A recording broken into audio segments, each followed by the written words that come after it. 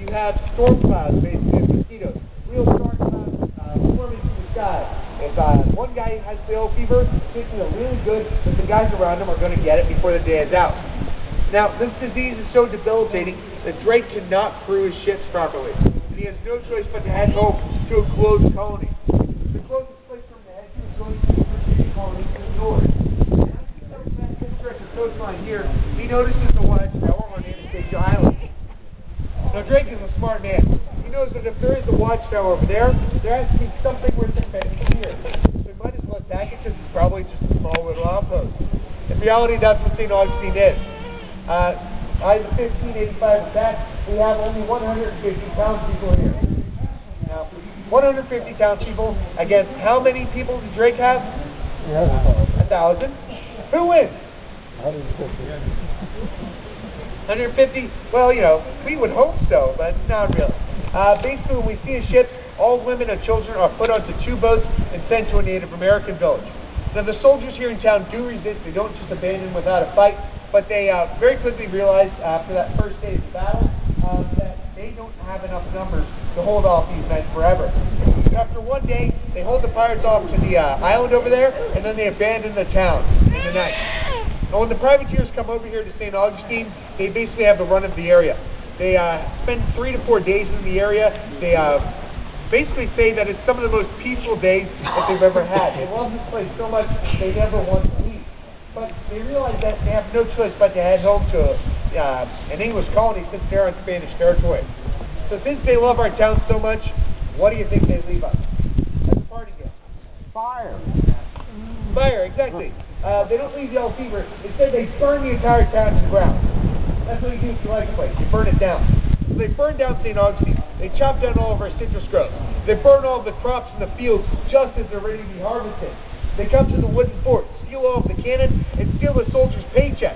The soldiers here only got paid once a year. And that paycheck has all of our pay. It's going to be a very bad attack. And they also burn down that wooden fort. When the survivors come back, we find that we have only 5 kegs of flour to feed 150 people. Do the math, that means you're eating breadcrumbs for a little while. So we need help from Havana, Cuba, and places like that were not attacked by these privateers. We're very lucky that we get our assistance and we're able to continue on our way of life here in St. Augustine. We're able to rebuild our town and live in relative peace for about a century. That is until 1668. It's the next major pirate attack, and this one is going to change our history forever. Now, the 1668 attack was led by a man named Robert Sterling. And unlike Drake, he is not a privateer. He lost his license earlier in the year. So he's just raiding shipping down in the Caribbean looking to make a quick buck, essentially. And he captures 2 very important ships down there. The first one is a supply ship out of Nueva España, we would call today Mexico. And the second ship is going to be St. Augustine's Augustine ship. It's on board that second vessel that he finds a very important man.